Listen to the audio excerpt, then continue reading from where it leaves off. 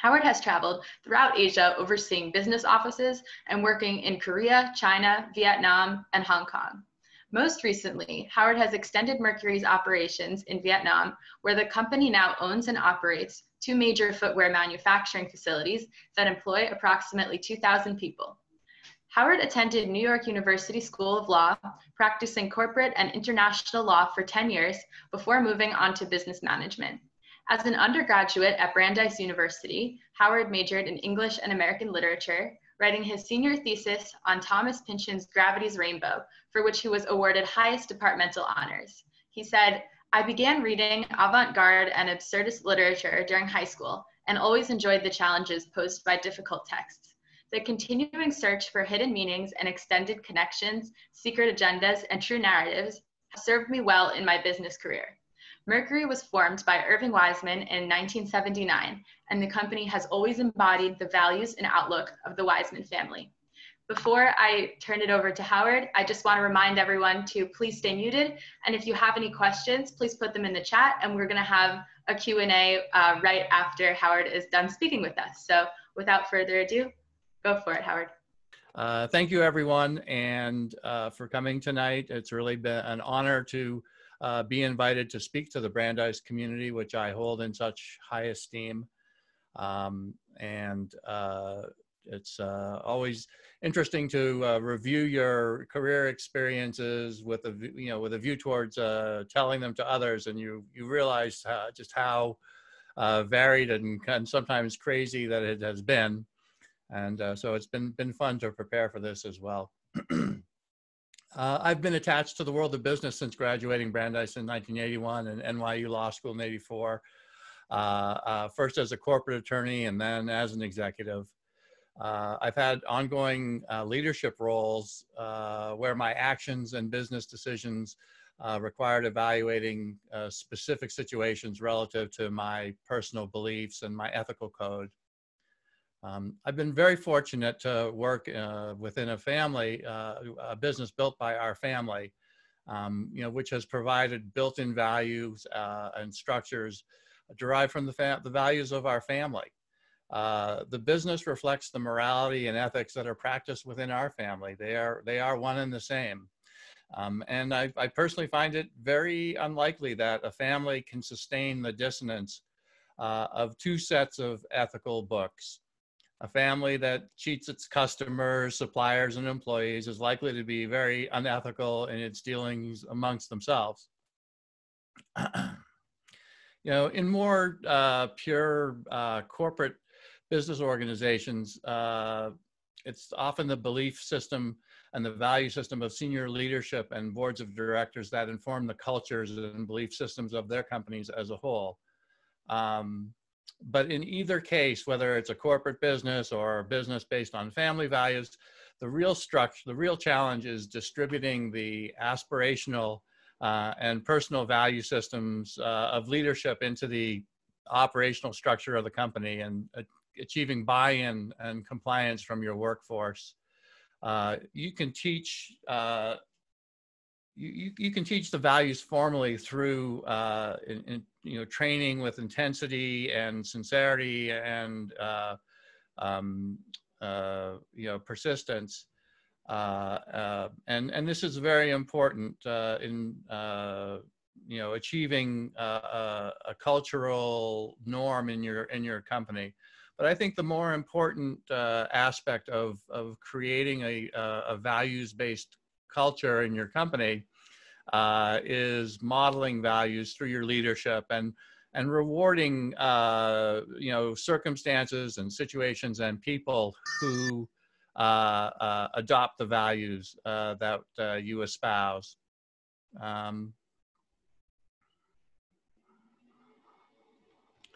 Now, as my life experience progressed, and I matured as a person and as a business person, as a human, my values and moral precepts became much more internalized, and there was a growing awareness and self-knowledge of what my own personal code was.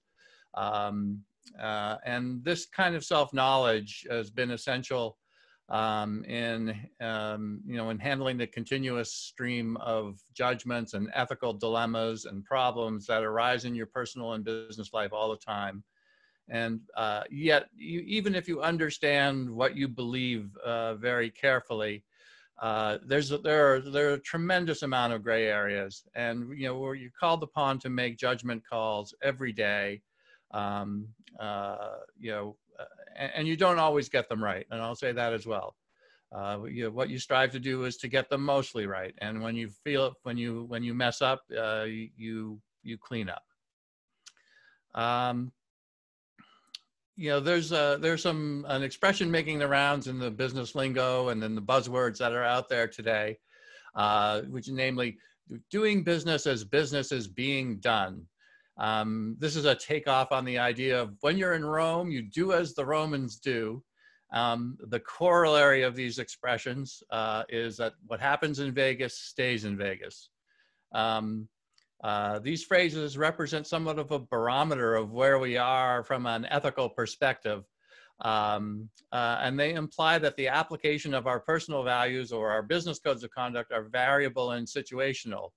I mean, in the doing business expression is one I heard from the football coach Belichick, and it referred to a situation where the referees on the field weren't calling all of the fouls, or they were calling them intensively. But in the case where there was free play on the field, it meant that you could extend your conduct beyond the normal limitation of the rules. And that if you restrained your conduct, it was likely that your competitor wasn't going to do the same, and that you would find yourself at a competitive disadvantage if you didn't do business as business was being done. This is a zero-sum binary construction. And it might be, so there's some limited truth to it in the simplistic world of sports. But you have to ask the question, should one's personal values downregulate on a sliding scale to the situational business ethics? And you have a sort of a construct that you have to deal with, where you have your personal values, which represent an accountability to yourself for your own personal code of conduct. And then you have societal values, which represent accountability to others. And these situations can be within your own, the interaction of your personal values and your societal values, it can be within your own family. It occurs radically in business. When you travel into foreign countries, as I often have, it becomes increasingly complex in terms of the interaction of your personal values and the societal values that you encounter. We have you're dealing with other people's value structures all the time, and we can't control the ethical and value structures of all of our partners. We can choose our friends carefully. We know our families, but it's a lot harder to choose your business partners. And this is a scenario where I think of a kind of an illustrative example where we do business in footwear in Asia, and when the goods are complete, they're presented to our customers for delivery, and they'll often have an inspection process to ensure that the shoes meet the quality standards of the appearance, the cosmetic, the packaging. All of these things are looked at carefully, upon the customer's receipt. And this is not the first inspection that the goods receive. We are intensively inspecting before we deliver as well, so we know that the product is in good shape. Our defect rate in our business is under 1%, well under 1%. So we know that we're doing our job. Well, in this instance, we were presented with an inspector who demanded a payoff in order to issue a certificate of inspection. And we knew our goods were perfectly fine. And we were faced with the dilemma of, you know, do we go along and get along? Do we do business as business is being done and just pay off the small amount of money to this inspector and carry on, you know, to, you know, and allow this corrupt situation to go on unchecked? Or do you, you know, do you reach out to your customer who you believe you have a trust relationship with and a responsibility of truth to, and let them know that, you know, that they have a corrupting influence within their own enterprise? We chose the latter. We went to this customer, we explained what had happened, with that we had been subjected to this, this shakedown, and the person who was inspecting was removed from the job. And you know, problem solved. Well, there was immediate retaliation against us by his friends overseas. You know, perfectly good shoes were being vandalized in the inspector warehouse. The laces were being removed. Packaging materials were being damaged. We had a lot of aggravation. And about 3 months later, the individual who was responsible for inspecting our goods shows up at the door and is now in charge again.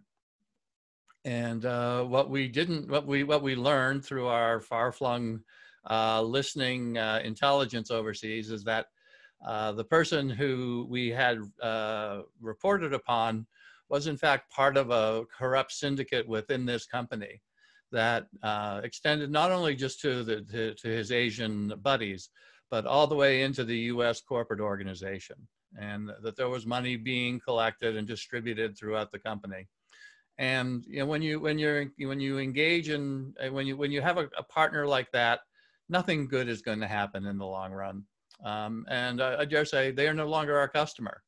And they're quite a big company. And you know, there were days I certainly would have liked to have had some business, but you know, in those circumstances, you have to look back and say, yes, you know, in some sense, it cost us money to do the right thing. We didn't think it would, but it did.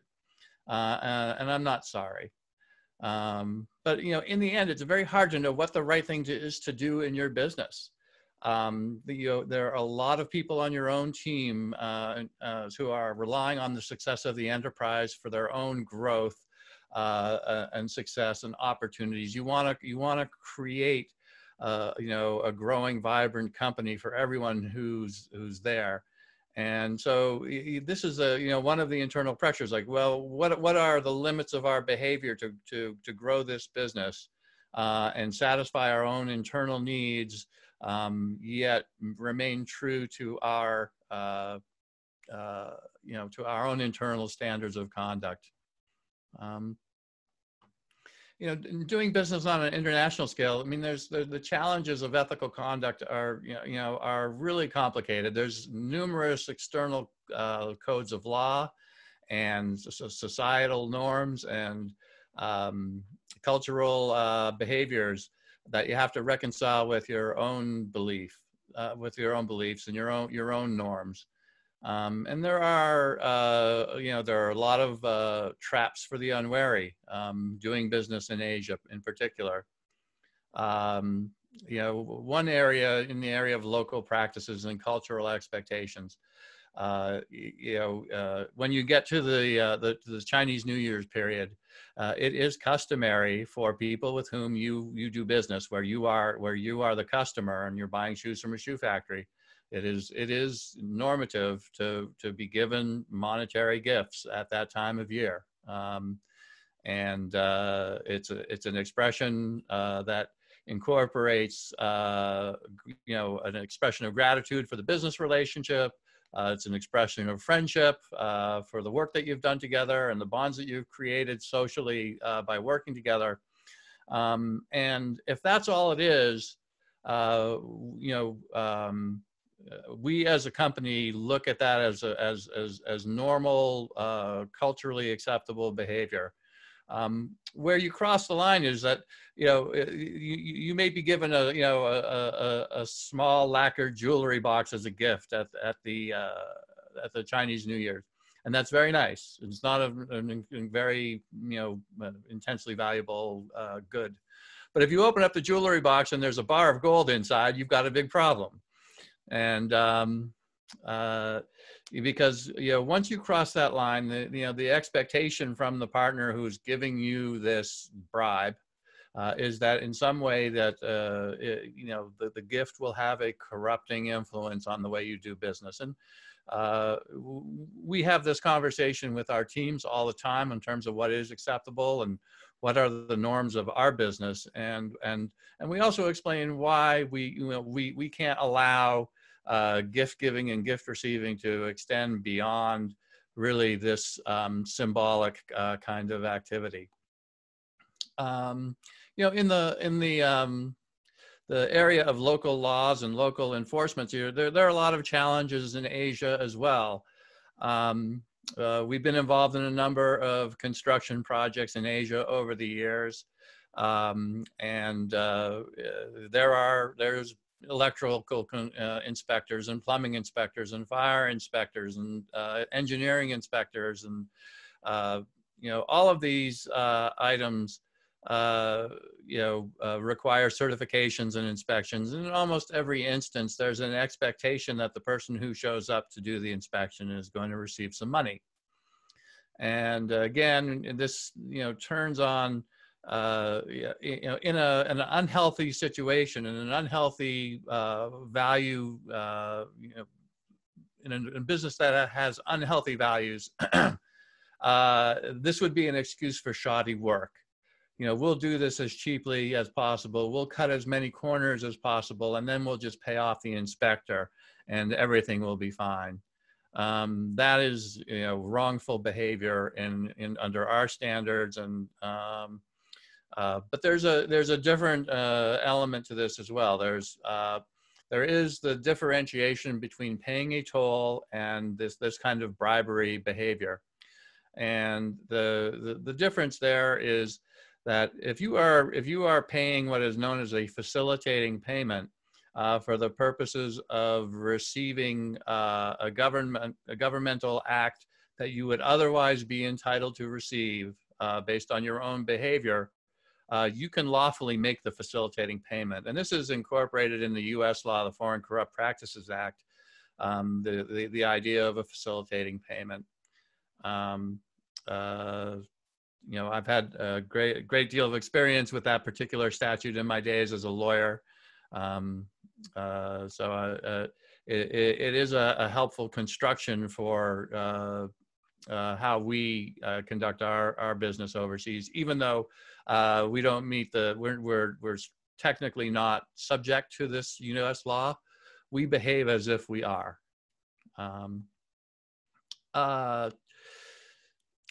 The other element of external value systems that you're faced with are your customers. And we've been very fortunate to work with some very famous brand name companies throughout the world.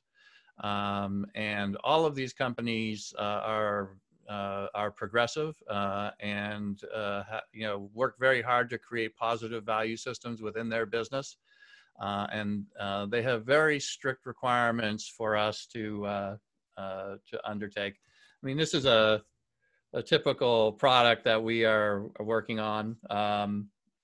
We do work with Reebok. They are owned by Adidas. And in order to do business with them, you're signing legal agreements with them that say that there will be zero toxic materials in any of the materials that go into the footwear. That the factories in which the goods are made will have very well established sustainability practices. There are enforced rules for labor overtime. There are safety standards, obviously, environmental standards, and Adidas in particular I would say, is one of the most challenging companies that I've ever encountered to do business with from the point of view of the intensity of their standards, but also more importantly, is the structural way in which this company enforces its own internal moral and social codes. The people who are responsible for promulgating and enforcing the business regulations that you sign on to as a partner, they are walled off from the operational and executive portions of the business. They have their own authority. You can't, without going through a lot of very difficult procedures, authorize additional overtime merely because the marketing side of the business needs the shoes. You need to get the shoes finished. We need to work more than 60 hours a week in order to do that. We need a waiver.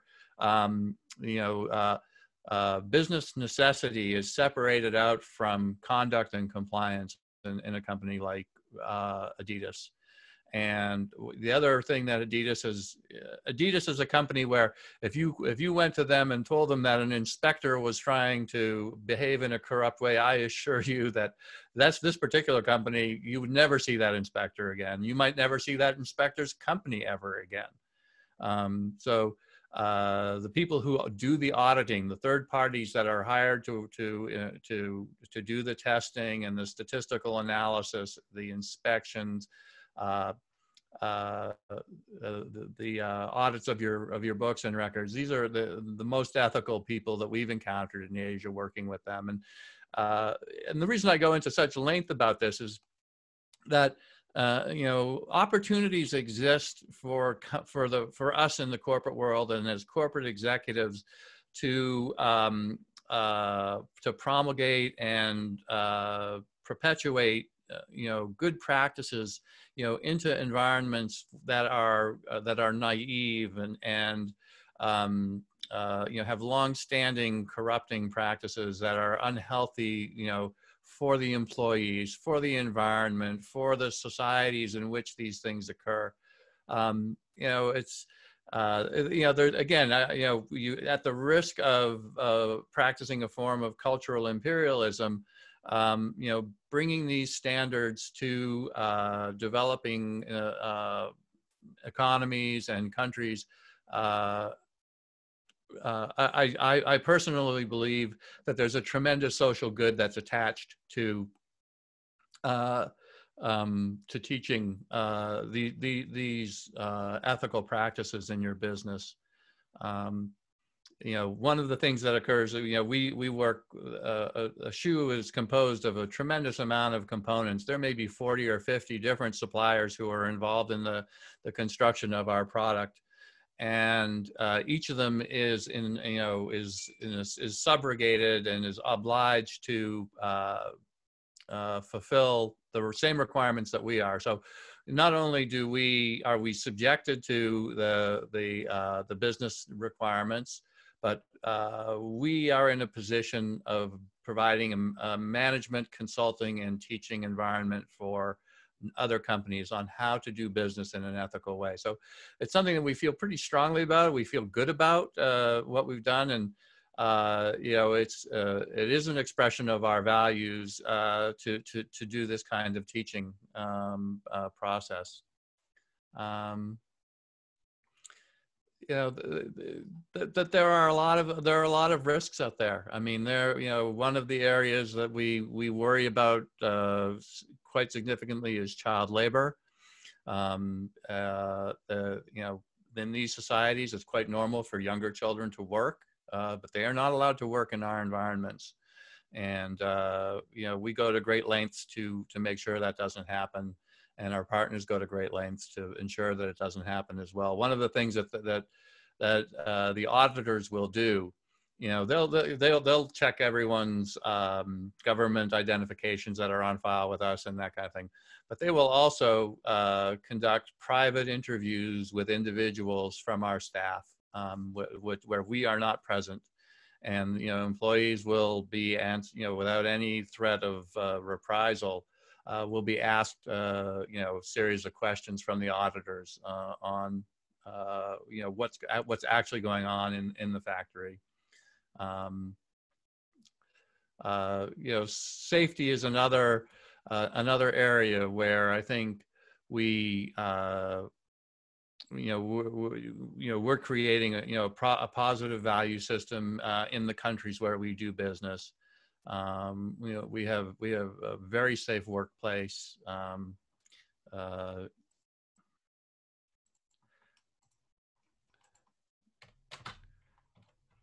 And I'll just share a slide here.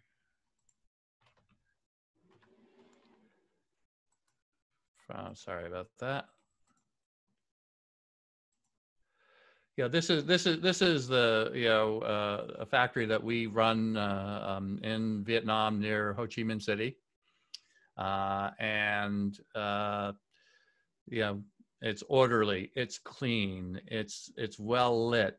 There's fire protection everywhere you look. Industrial hygiene, industrial safety is something that is taught on a regular basis. So, for me as a person who is responsible for this business, I feel quite vehement about doing things the right way, and being a power of example across the board. But crazy stuff happens. We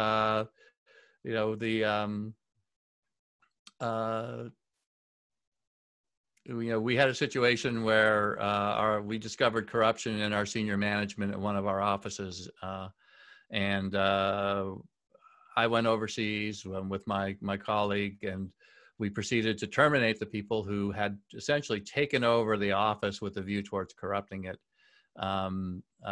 Shortly thereafter, a group of local gangsters showed up and started running around and terrorizing our employees. My colleague was grabbed and locked into a room and not released. The local police were of very little assistance in this circumstance.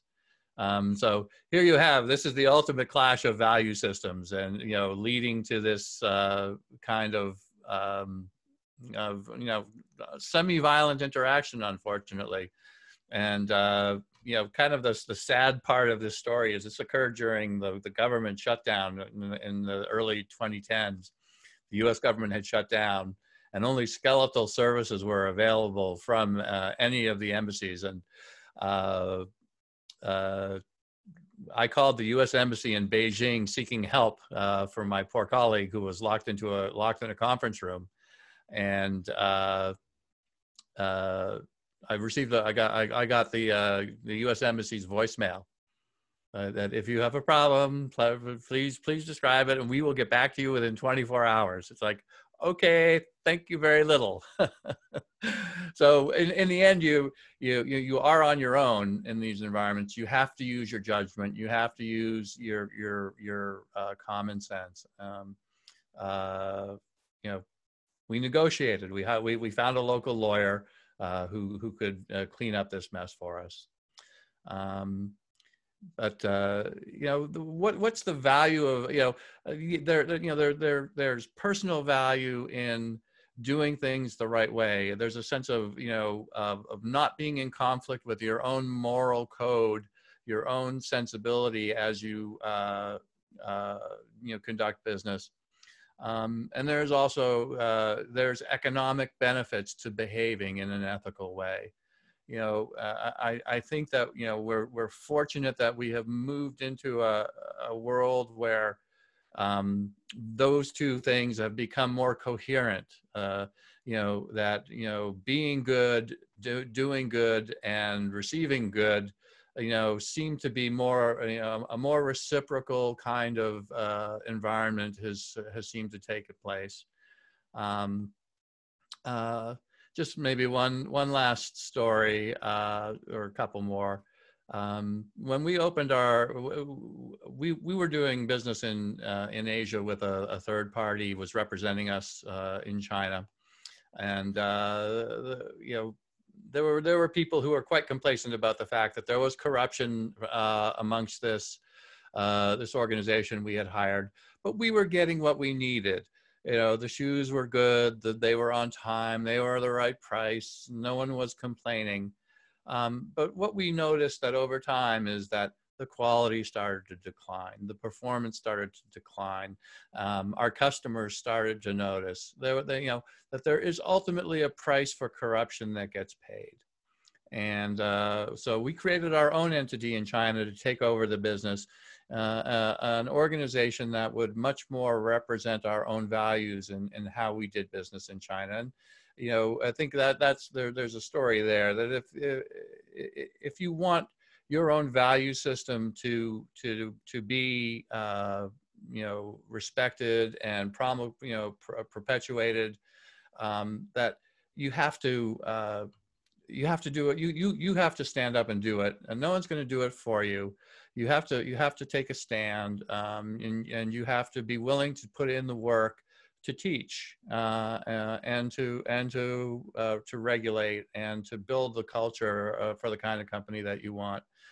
The long and the short of it is that when we started to form our own company in China, one of the things that we observed is that the native Chinese, the mainland Chinese people in the shoe business had worked under the supervision of Taiwanese companies for really their whole footwear career.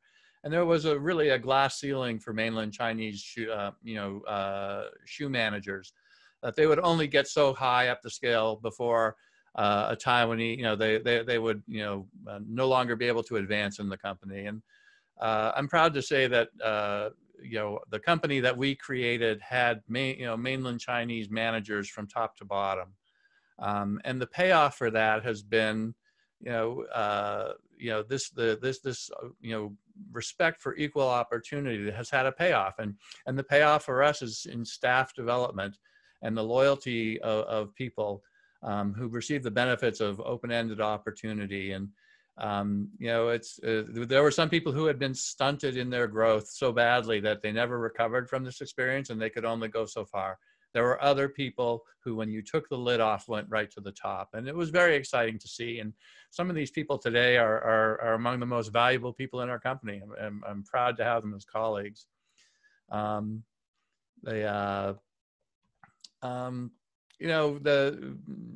an international business is a challenge, and it requires, I think I've talked about, going and seeing for yourself a few times that, if you sit back and wait for the branch office to tell you the truth, you can be waiting quite a long time. You will always receive, sort of a manicured and filtered version of reality that is, tailored to someone else's interest other than yours in the company. So we travel a lot, and this does create risks and absence from home for our people. And there are some companies that have a lot of travel, and hardship for their employees. And the attitude is that, look, we were upfront about what this was when you took the job. You're being paid to do the job. That's what it is. I think the family values in our business and in my personal values is that we wherever possible, we work to minimize the destructive impacts on our staff of what it means to be in really a very difficult business to conduct. And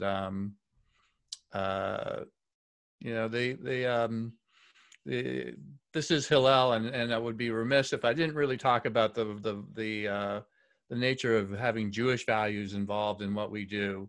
The limited hours of work. Respecting the overtime rules and the amount of time that people can work. There's an element that every human being is entitled to rest, is entitled to their own version of a Shabbat rest within their work week. It is a biblical requirement that the employer not cheat his customer, not cheat his employees, and and so there is this coherence of religious values and personal behavior in all of this, and a sense of behaving like a decent human being, conducting business in a way that respects the societies that you're in, respects the environment where you do business, that contributes to the sustainability of our planet. Our new plant is going to have a massive solar array on it. We recycle water. We're buying equipment that minimizes material waste. We use adhesives in our business that contain no organic chemical solvents. They're all water-based. These are these are the things that you can hold in a certain amount of pride, and know that that there is this alignment between your personal values and the way you do business. And I would very much finish on the point that that if you do not have alignment between your own values and how you conduct yourself in the world of commerce and business, it's bad for you, it's bad for your company, it's bad for your employees, and in the end, there's no path of happiness for you if you live in this kind of divided, conflicted world. So I'll end with that, and I hope I haven't rambled on too long, but I'd be delighted to answer some questions. Thank you so much, Howard, for speaking with us. Again, if you have any questions, feel free to put them in the chat. We have a couple already, and I will answer them in the order that I will ask them in the order that they've been sent, and Howard will answer them. So our first question, let me just scroll up a bit. Joel Zizmore, I'm so sorry if I mispronounced that name, asked, there are legal and ethical standards for U.S. businesses operating outside of the U.S. What are they and how are they monitored? That's a very good question. And it, some of it depends on the size of your business. If you're a large business doing business in the United States and you're subjected to the securities laws, and you have governmental contracts doing business with governments, you are not allowed to accept anything of value in return for a governmental action that you would otherwise not be entitled to receive. The law started in the 70s in Iran, where Bell Helicopter bribed the Shah of Iran and his family to buy Bell helicopters for the Iranian army. This became a massive scandal. There was hundreds of millions of dollars ultimately involved. And it led to the promulgation of the Foreign Corrupt Practices Act, which is targeted in its first level of first order of business.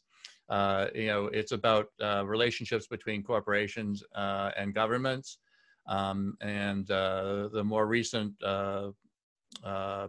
amendments to the law do involve company-to-company behavior. The jurisdiction, for actions outside the United States is somewhat limited, but there are legal ramifications. In a properly functioning government, bribery and corrupting a foreign government or a foreign society is against the law. I see Robin has asked about the effect of COVID on our business, and we do quite a bit of business in Vietnam, which has had a very profound lockdown, and through those governmental actions and their control over their society, have been able to have virtually no deaths, virtually no spread of the disease. They had universal mask wearing until the level of infection was down to almost nothing. And even today, there's still, mostly people are wearing masks. Since we are operating businesses where you have literally 1,000 people congregated within a building, obviously a single case can shut down your entire company. So our sanitary practices are escalated. monitoring and such. Fortunately, because of the societal reaction in Vietnam, they have avoided having this, widespread presence of the virus everywhere you look. So that's been quite fortunate.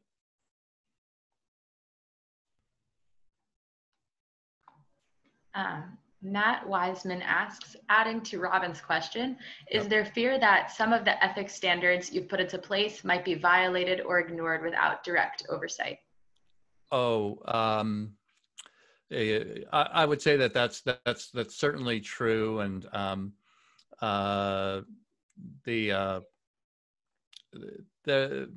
are developing societies, and again, in many instances, you're trying to impose an ethical structure and codes of conduct that have been developed within Western societies, and you're imposing them onto societies that have functioned in different ways for a long time. So, in the absence of strict auditing and oversight and corporate commitments, partner commitments, to the standards and to the enforcement and to the teaching. This all can't just be punitive behavior. There has to be sort of a positive, rewarding quality to compliance, or else it's not going to work. So, you need both the carrot and the stick to get that done. Charlotte Meehan asks, well, first she says, I'm greatly appreciative of your thoughts on the ethics of business and the business-related practicality of enacting sound values. How do you maintain the balance during these tremendously challenging times? The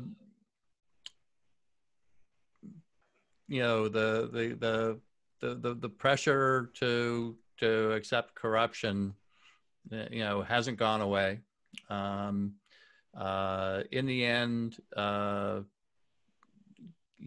there are trust relationships that you develop with your customers. There are trust relationships that you create with your suppliers and your other business partners. Communicating what your standards are constantly, consistently, occasionally, taking an action, a punitive action is unfortunately needed. As one of my colleagues said to me, if you kill one mouse, all the other mice run away. And so every now and then, someone has to get the full force of their behavior has to come down upon them.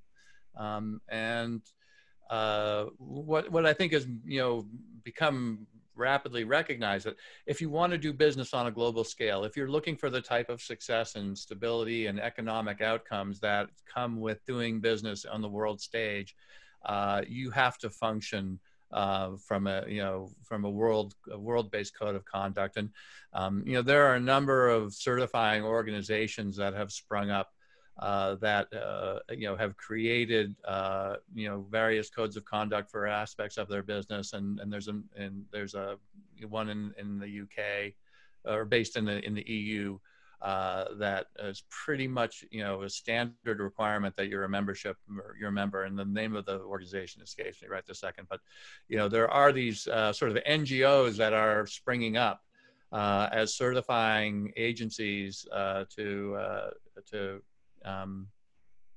bring the world into sort of a common, healthy way of interacting with each other.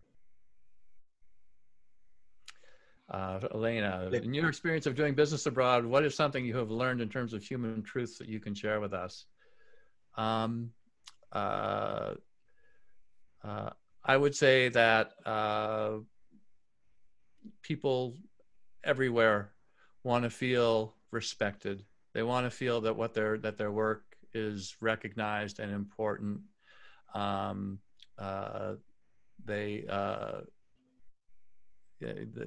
basic humanity of being treated in a humane and respectful way is universal. And I think we have a culture that insists on respect for our teams. If you're cleaning up, the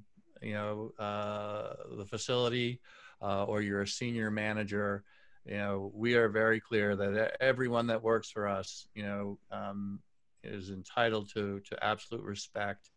One of the interesting things in Vietnam is that by law, the workers function from a collective basis, and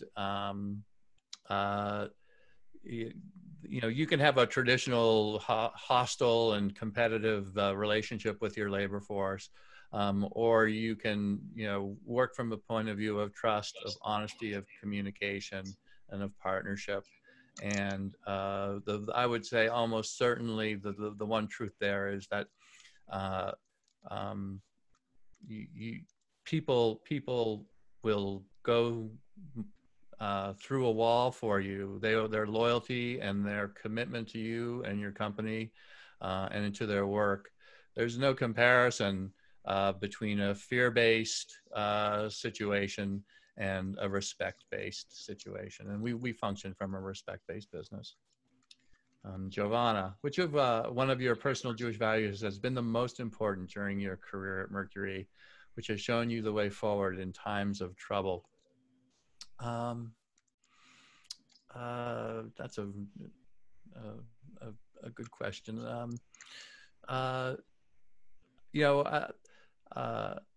I think there's, the sense of responsibility to carry myself as a person of honor and to respect others. That this is, this is really part of the healing of the world. By perpetuating safety and health and the creation of economic benefit to our labor force. I believe that we're advancing the world, that this is tikkun olam, and we're not going to fix every problem, and it kind of leads me to the comment that we're not responsible for perfecting the world, but nor can we shy away from the effort to do that. And I think feeling like we have been a part of that is important. Having been able to be in Asia over such a long time frame and see societies change through the influence of global interaction and global values that have come into play in their societies.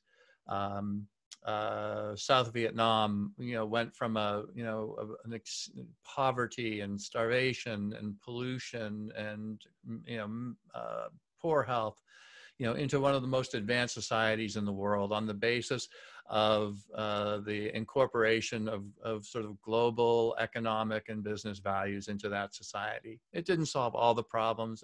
But Eastern China, when I first started to travel there extensively around, in the early 2000s, people were burning garbage everywhere. The air was filthy and gray and horrible.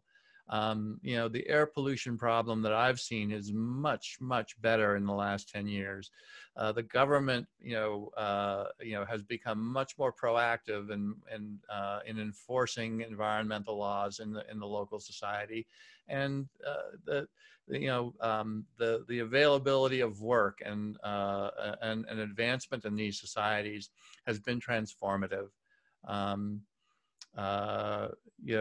Unfortunately, I think that the presence of poverty makes all of the other advancements socially almost impossible. It's really only after your survival needs are met that you can, start to think about what's a fair society, what's a just society, what's a safe society. And I think you start to see that in China. Now, then you have governments who are saying, well, now that people have had a taste of what it means to be free of these basic fears, they want more from their government, from their culture, from their society in terms of freedom. Those become political dilemmas, and we're seeing that play out right now.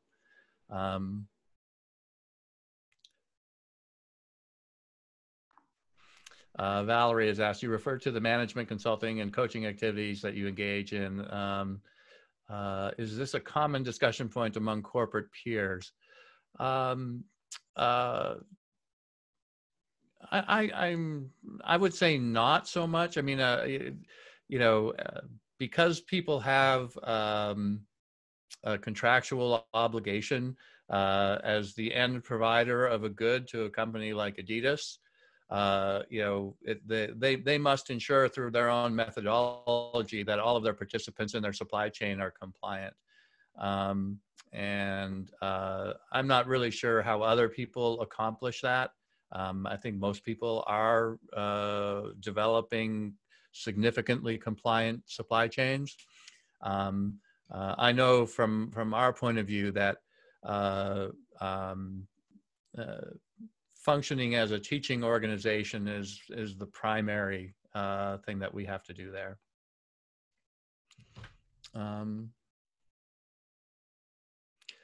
How do you communicate values and how do you resolve the ethical dilemmas? That's a as I said, obviously you have rules-based situations, codes of conduct, corporate standards that people are taught and are promulgated, and as I said early in the presentation, I think that your entire company takes the lead from your leadership in terms of how they behave around these things. If they see a leadership group that's responsive to worker complaints, that doesn't tolerate harassment or abuse of any sort on its grounds, that is putting its money where its mouth is and making sure that its facilities are safe and clean. I think that that communicates your values. You could, through action. It is the primary way in which you communicate your values. You can write all the pieces of paper you want, but what you do and how you spend your money within your enterprise, those are key parts of that. Beth Ann, survive the highs and lows. How do you survive having to cut back your staff, and did it feel good to hire them back? That's the hardest part of my job. And we are a small family business, and we have ridden the roller coaster of world trade, and have had years of great success and times where it wasn't sure, where our survival certainly wasn't assured, and having to let people go is terrible, but we do it in the most generous way we can economically when people are terminated. It's a sign of respect for the contributions that people have made to the company, that they're given appropriate severances when we have to separate them. Yes, one of the people that I hired back has had such enormous growth in the last 2 years. I can't even believe what a superb job that he's doing for us, and how important he is to our company. And in a sense, he was buried under the old organization that we had. He went somewhat unrecognized, and now he's a superstar. So that's great, because so for him it worked out even better.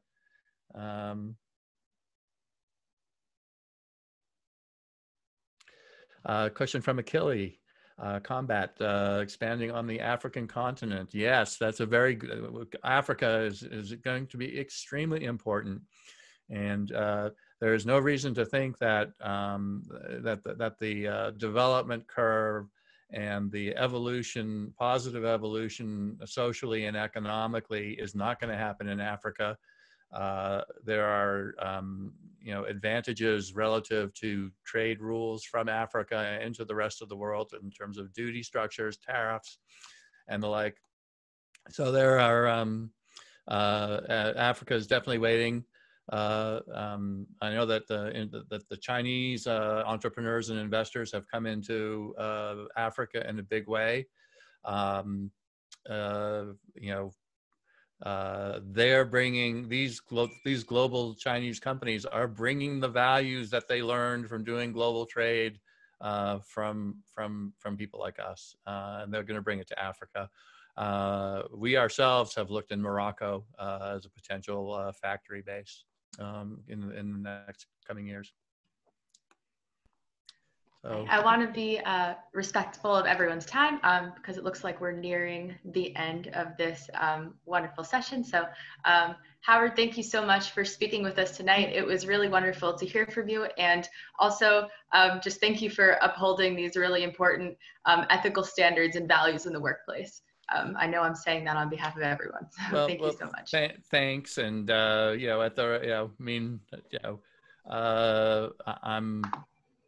I'm proud of what we've done, and I'm not afraid to say that. And to the extent that it's a little bit, patting myself on the back, I'll try not to break my arm. Well, thank you again. You do have a lot to be proud of. And thank you to everyone for joining us tonight. Stay safe and Shabbat Shalom.